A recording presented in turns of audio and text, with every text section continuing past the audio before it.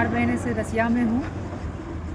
24 तारीख में एलआरपी चौक में नीट पेपर लीक के खिलाफ जो प्रोटेस्ट हुआ, बहादुरगंज प्रशासन द्वारा उसमें मेरा भी नाम आया गया है। प्रोटेस्ट में हम लोग घर से कोई नहीं गया था। मेरा घर ही एक्चुअल एलआरपी चौक में है। उन लोग को बताया गया कि देखिए आप प्रोटेस्ट हम लोग के घर के जस्ट सामने हो रहा था, ठीक है, और मेरा भाई ऊपर से देख रहा था उसको। आप जो भी मैं जहाँ एग्ज़ाम दे रहा हूँ ये स्कूल भी सीसीटीवी से पूरा लैस है।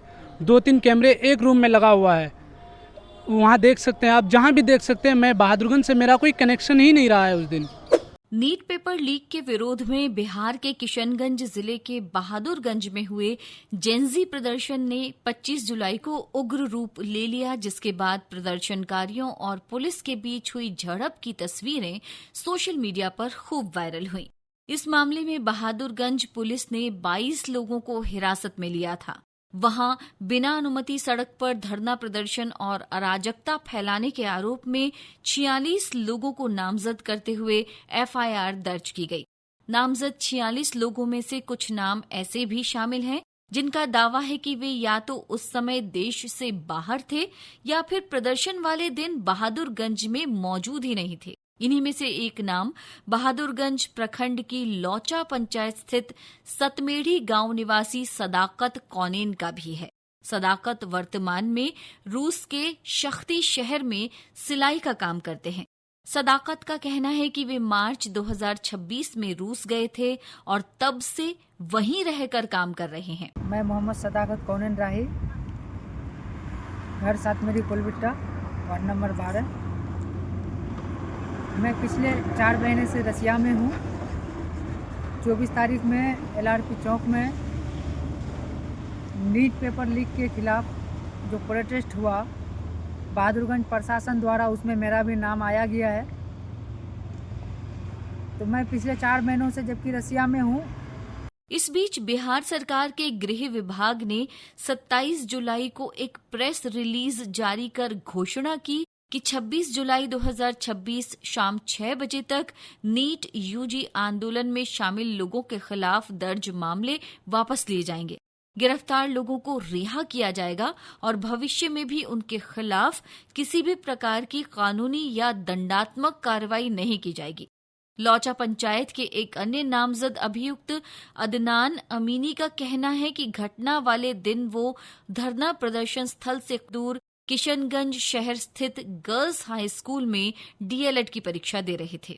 अदनान ने अपना एडमिट कार्ड दिखाते हुए दावा किया कि वो पिछले कई महीनों से किशनगंज शहर में रहकर पढ़ाई कर रहे हैं और वर्तमान में उनकी परीक्षा चल रही है। इसके बावजूद उन्हें भी इस मामले में नामजद कर दिया गया है।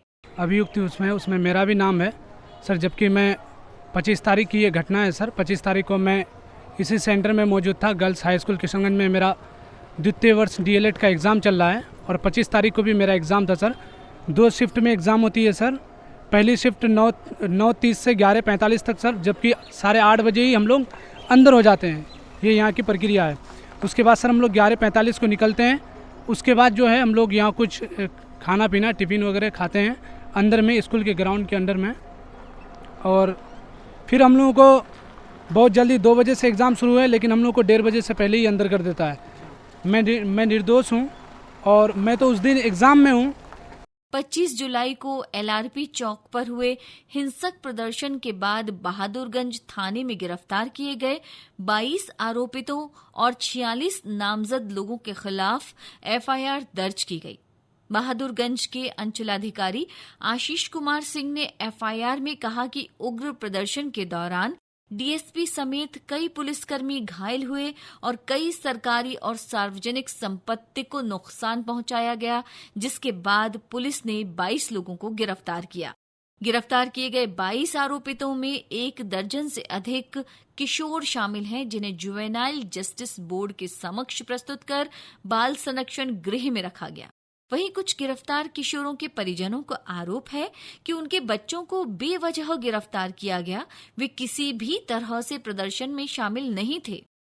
मेरा बेटा यहाँ पर है, उनका नाम है अबू साले फारूकी। उम्र क्या होगी? 16 साल का महीना है। कहाँ पढ़ाई करते हैं? वो अजीम नेशनल स्कूल, वहाँ एलआरपी से एसरार नगर में है। स्कूल में अभी 10 में पढ़ाई कर रहा है। सर बोर्ड्स होने वाला है उसको। अच्छा, ओके। आपके पिता हैं?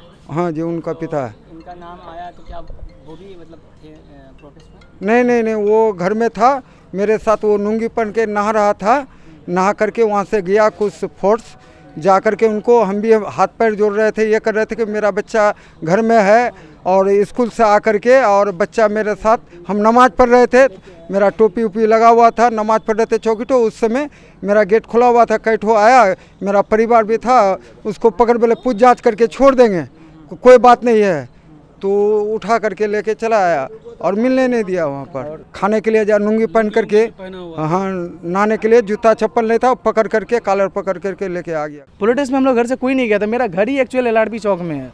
उन लोग को बताया गया कि देखिए आप प्रोटेस्ट मतलब हम लोग के घर के जस्ट सामने हो रहा था, ठीक है, और मेरा भाई ऊपर से देख रहा था उसको, हालांकि वहाँ पे कोई शामिल भी नहीं है। वो कहीं देख लीजिए, अगर 102 शायद इतना फोटो जारी हुआ है, उसमें आपको कहीं भी वो प्रोटेस्ट में नहीं मिलेगा। मेरा यही कहना है कि अगर वो जुड़ा है, अगर वीडियो है तो हमको दिखाइए, फिर आप उसके साथ कार्रवाई कीजिए ना। मेरा 2 साला है जो कि भोपला का रहने वाला है, अहमद हुसैन और सहरोज, नटोपरा पंचायत है।